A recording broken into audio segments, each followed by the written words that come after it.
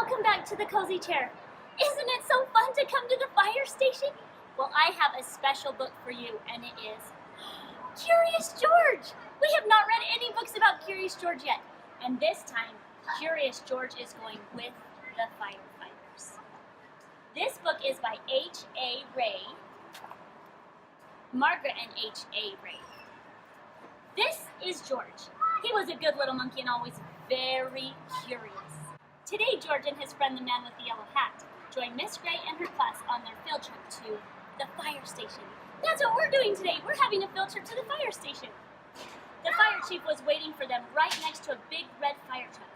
Welcome, he said, and he led everyone upstairs to begin their tour. There was a kitchen with a big table and there was snacks for everyone. The fire chief told them all about being a firefighter. George tried hard to pay attention, but there were so many things for the little monkey to explore, like that shiny silver pole in the corner. Where did that pole go? George was curious.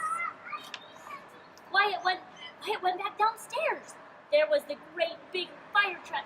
There was a map of the city, and there was a whole wall of coats and hats and big black boots. George had an idea. First, he stepped into a pair of boots. Next, he picked out a helmet, just like this one that I'm wearing, and they are very heavy. And finally, George put on a jacket. He was a firefighter. Suddenly, the firefighters all rushed in. "This is not my helmet," said one. "My boots are too big," said another. "Hurry, hurry," called the fire chief. A bright red light on the map of the city told them just where the fire was. There was no time to waste. One by one, the firefighters jumped into the fire truck, and so did George. The fire truck with all the firefighters sped out of the firehouse, and so did George. The siren screamed and the lights flashed. The truck turned right, then it turned left. Woo, woo, woo, went the whistle, and George held on tight. Have you ever heard a fire truck come by you? They are pretty loud. And just like that, the fire truck and all the firefighters pulled up to the pizza parlor on Main Street. Smoke was coming out of the window in the back, and a crowd was gathering in the street. "Thank goodness you're here," cried the cook. The firefighters rushed off the truck and started unwinding their hoses. They knew just what to do, and George was ready to help. He climbed up on the hose reel. One of the firefighters saw George trying to help, and he took George by the arm and led him out of the way. "A fire is no place for a monkey," he said to George. "You stay here where it's safe." George felt terrible. George sat on the bench and looked around. Next to him on the ground was a bucket full of balls. George reached in and took one out. It fit in his hand just like the apple he had for a snack. A little girl was watching George. He tried to give her the ball, but she was too frightened. George took another ball and another. "Look," a boy said, "that monkey is juggling." The boy took a ball from the cage and tossed it to George, but it went too high. George climbed up onto the fire truck to get it. Now George had 4 balls to juggle. He threw the balls higher and higher. He juggled with his hands. He juggled with his feet. He could do all kinds of tricks. The boy threw another ball to George. George threw a ball back to the boy. The little girl reached down and picked up a ball, too.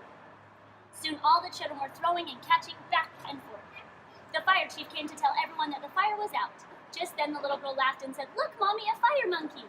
"Hey," called the fire chief, "what are you doing up here?" "What a wonderful idea," the little girl's mother said to the fire chief, "bringing this brave little monkey to help children when they are frightened." "Oh," the fire chief said, "well, thank you." Before long, the fire truck was back at the firehouse where a familiar voice called, "George!" It was the man with the yellow hat. "This little monkey had quite an adventure," said one of the firefighters. "Is everyone all right?" asked Mrs. Gray. "Yes, it was just a small fire," said the fire chief, "and George was a big help." Now the field trip was coming to an end, but there was one more treat in store. All the children got to take a ride around the neighborhood on the shiny red fire truck, and they each got their very own fire helmet, even George, and it was just the right size for a brave little monkey. I hope that you liked that book, and I hope that you liked coming to the fire station. This November, I wanted to say that we are thankful for our firefighters. Thank you so much for coming, and I'll see you soon. Goodbye. Thank you, Fire.